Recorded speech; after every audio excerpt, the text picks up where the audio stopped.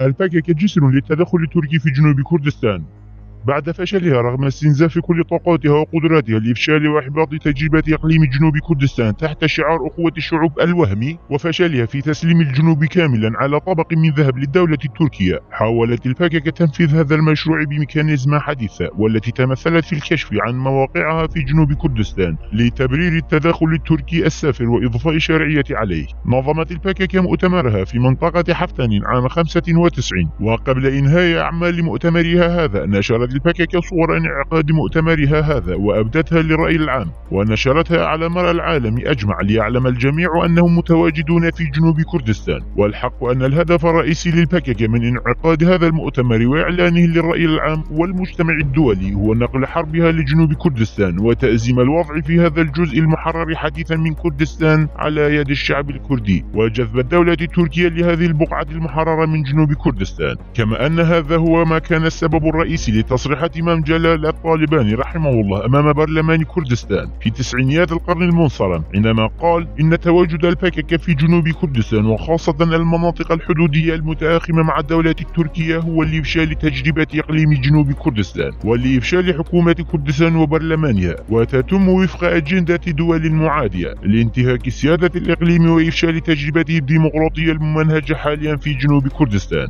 وتابع المرحوم إمام جلال كلمته أمام البرلمان قائلا: وسأورد لكم أمثلة لنوايا الباكك التخريبية وأنها تحاول إحباط وإفشال تجربة جنوب كردستان. فالباكك موجودة في سوريا وإيران ومناطق أخرى، إلا أنها لم تكشف عن مواقعها في هذه المناطق، بل تكذب كل ما يورد من أخبار عن تواجدها هناك، غير أنها تدعو وسائل الإعلام التركية لزيارتها في جنوب كردستان وتقول لهم: تفضلوا وتأكدوا أننا في مناطق برادوس ونيروا وريكان وزاخ وكافة مناطق جنوب كردستان، لكي يقوم هؤلاء الإعلاميين بنشر صورهم في جرائدهم ومجلاتهم ويقولوا: تفضلوا وانظروا لجنوب كردستان، انظروا لحكومات ومؤسسات الجنوب كيف سمحت للباكك بالتمركز هناك والتحضير والاستعداد لضرب تركيا ومهاجمتها وقتل جنودها. وبعد إنهاء مؤتمر الباكك عام 95 لمح مصطفى قراسو بصورة غير مباشرة إلى استعداد الباكك لحرب ضد الحزب الديمقراطي الكردستاني، وبعدها بدأت تركيا بعملية العسكرية تاليك ضد الباكك في شمال كردستان لتصل لحدود منطقة حفتن في جنوب كردستان. وخلال العملية هذه ألحقت تركيا خسائر فادحة بالباكك، غير أنها لم تحقق أهدافها المرسومة. كانت للباكك عدة أهداف من وراء اجتذاب الجيش التركي لأراضي جنوب كردستان. إحدى هذه الأهداف هو أن الباكك تمر بأوضاع سيئة وأنها لا تستطيع إدامة حربها ضد تركيا نتيجة تلقيها ضربة قاضية عام 94 على يد الجيش التركي بمقاتلاته الحربية ودباباته ومدافعه، فتم إخلاء القرى الحدودية ولم يكن بمقدور الباكك تأمين الغذاء والحصول على المساعدات اللوجستية. الباكك دائما ما بنت وجودها على المعارك والحروب ودماء الشهداء، فإذا انعدم شهداء واضمحل جثث الشباب الكرد فلا تستطيع الباكك الترويج والبروباغندا لنفسها بأي شكل من الأشكال. فلو انعدمت الحروب والشهداء في شمال كردستان فينبغي إيجادها في الجنوب. فتجالت الباكك بحرب ضد الباردي، غير أنها ما زالت تتهم الباردي بالتعاون مع الأعداء وما زالت تستخدم مثل هذه البروباغندا. كذلك الآن فهي ما زالت تمارس نفس السلوكيات في معاركها في مناطق بهدنان وبرادوس. والآن ورغم نقلها لساحة حربها من الشمال للجنوب ما زالت الباكك غير راضية وتبحث عن مبررات أخرى لقيام الجيش التركي بعملياته وإدامتها وتوسعتها في جنوب كردستان.